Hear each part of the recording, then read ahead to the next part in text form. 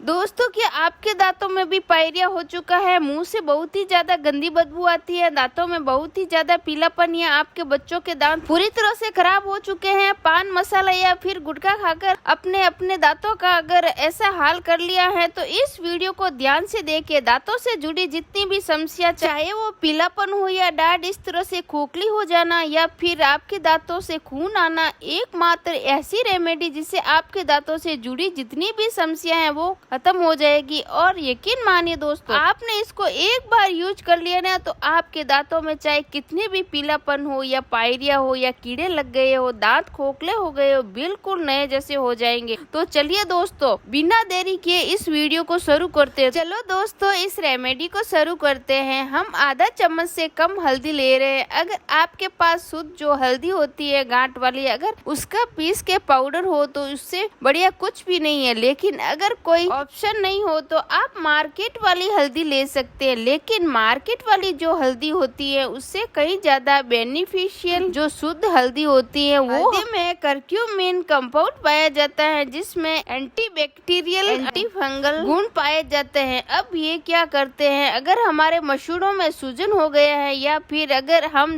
जरा सी भी ब्रश कर ले उसमें ब्लीडिंग आने लगती है, हमारे दांतों में झंझनाहट लगती है, अगर हम कुछ ठंडा या गर्म खा लेते हैं तो ये उन सबको दूर करता है। और साथ ही साथ जिन बैक्टीरिया के कारण हमारे दांत खराब हो रहे हैं, ये उन बैक्टीरिया को भी खत्म करता है। हमारे मसूड़ों में जितनी भी पीड़ा होती है ये इन सबको शांत करता है। हमने सबसे पहले हल्दी को लिया है। अब दूसरी चीज को हम इसमें ऐड करेंगे जो कि हमने लिया है सीधा नमक। लेकिन अगर आपके दांतों में सेंसिटिविटी बहुत ज्यादा है और आपके दांत बहुत ज्यादा कीड़े खा चुके हैं तो आप सीधा नमक ही यूज करिएगा, जो पिंक वाला होता है, और वो ज्यादा बेनिफिशियल होगा आपके लिए। लेकिन अगर आपके दांतों में सिर्फ पीलापन, थोड़ी बहुत गंदगी है और दांतों में बहुत ज्यादा कीड़े वगैरह नहीं लगेंगे, आपके मुंह से आने वाली जो दुर्गंध होती है ना उसे खत्म करता है। साथ साथ ये आपके दांत में अगर दर्द हो रहा है या सूजन है तो उसमें राहत देगा। साथ ही साथ हमारे मुंह के पीएच को भी बैलेंस करता है। दांतों में सीधा नमक लगाने से मसूड़ों की सूजन कम होती है और बैक्टीरिया नष्ट होता है और दर्द में राहत मिलती है। इसलिए हमने यहाँ पर सीधा नमक का यूज किया है। जैसे कि आप देख सकते हो कि मैंने इन दोनों को अच्छे से मिक्स किया है। अब हम इसमें तीसरी सामग्री ऐड करेंगे जो कि है बेकिंग सोडा, जो हम खाने में यूज करते हैं। आधा चम्मच से कम इस बेकिंग सोडा को लेना है। बेकिंग सोडा आपके पीले दांतों को सफेद करने में बहुत ही ज्यादा हेल्पफुल होता है। आगे मैं बताऊंगी इसको कैसे यूज करना है, क्या करना है। बेकिंग सोडा क्या करेगा ना कि जिसे हम किसी खाने में जैसे इसको मिक्स करते हैं तो वो चीजों को सॉफ्ट बना देता है। जैसे आपके दांतों के अंदर ये बाहर एक गंदी सी जो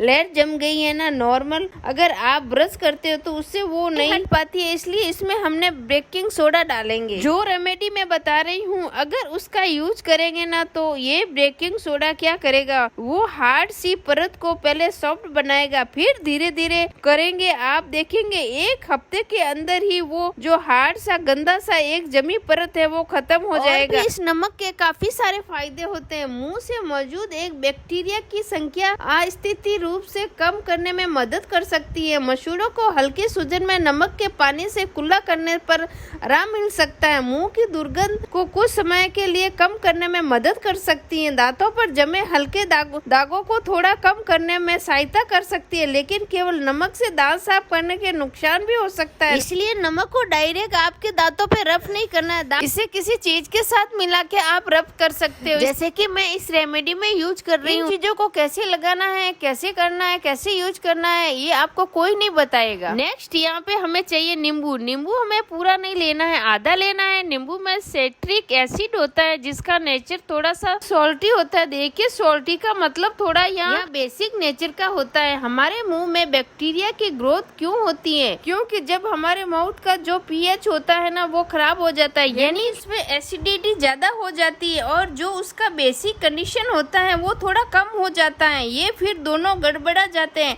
तब वहाँ पे बैक्टीरिया की ग्रोथ होने लगती है, क्योंकि ये जो बैक्टीरिया हमारे मुंह में सड़न पैदा करती हैं, बदबू पैदा करती है, इसके कारण दांतों में दर्द होता है। वो एसिडिक कंडीशन जो ज्यादा ग्रोथ करते हैं, इसलिए बोला जाता है कि रोज रात में खाने के बाद आप ब्रश करने के बाद ही तभी सोया करो। खाने के बाद जो खाना हमारे दांतों में चिपक जाता है वो बैक्टीरिया उसको खाते हैं, और जब वो उनको खाते हैं तो वहाँ से एसिड रिलीज होता है और वही एसिड आपके दांतों को खराब करता है। अब तो फिलहाल हो ही चुके हैं, अब उन्हें सही करना है। तो सही करने के लिए आप इस रेमेडी को जरूर यूज करें। कब कितना करना है वो सब बताऊंगी। तो यहाँ पे मैंने आधा नींबू का रस निचोड़ लिया है। अब हमें क्या करना है, जो हमने यहाँ पे ये मिक्सचर बनाया है ना, उसमें मैं नींबू को डाल दूंगी। जैसे इसमें मैं नींबू को डालूंगी, यहाँ जो मिक्सचर है वो पूरी तरीके से फूलने लगेगा। याद रहे कि इसमें बिल्कुल पानी नहीं डालना है, नींबू का रस ही डालना है, क्योंकि जो बेकिंग सोडा उसमें हमने ऐड किया है ना वो एक्टिवेट हो जाता है, और जब वो एक्टिवेट हो जाता है तो उसमें से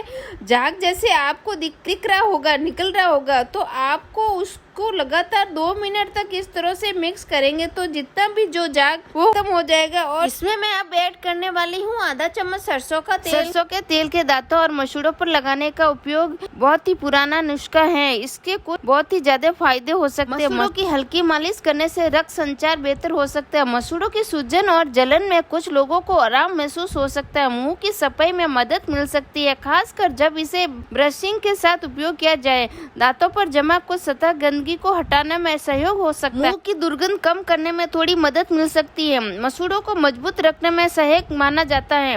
आमतौर पर लोग 1-2 बूंद सरसों का तेल उंगली पर लेकर मसूड़ों और दांतों पर हल्के हाथ से 1-2 मिनट मालिश करते हैं, फिर इसे आप रेमेडी में मिलाओगे तो सेम ही असर करेगा। अब हम यहाँ पर अच्छा सा पेस्ट बनाने के लिए कोलगेट का यूज कर रहे हैं। आपके घर में जो भी पेस्ट यूज होता है वो आप इसमें डाल सकते हो। इस रेमेडी को आप उतना ही बनाए जितना आप यूज करना चाहते हो। पूरी फैमिली के लिए बना रहे हो तो इसमें ज्यादा पेस्ट भी डाल सकते हो। अब मैं कोलगेट को इस रेमेडी में अच्छे से मिक्स कर रही हूँ, जैसे मैं कर रही हूँ, जैसे आप भी इसे मिक्स करते रहे। इसमें कोलगेट क्यों डाला है मैं बताती हूँ। दांतों पर जमी चिपचिपी परत कम करने में सहायता करती है, मुंह की दुर्गंध कम करने में मदद करती है, दांतों को चिकना और साफ महसूस कराना। इस रेमेडी को हफ्ते में 2 बार करें। आपके दांत सच मानिए, आपके दांत मोती जैसे चमकने लग जाएंगे। दांतों को जिद्दी पीलापन नहीं जा रहा है तो इस आसान घरेलू रेमेडी को जरूर करें।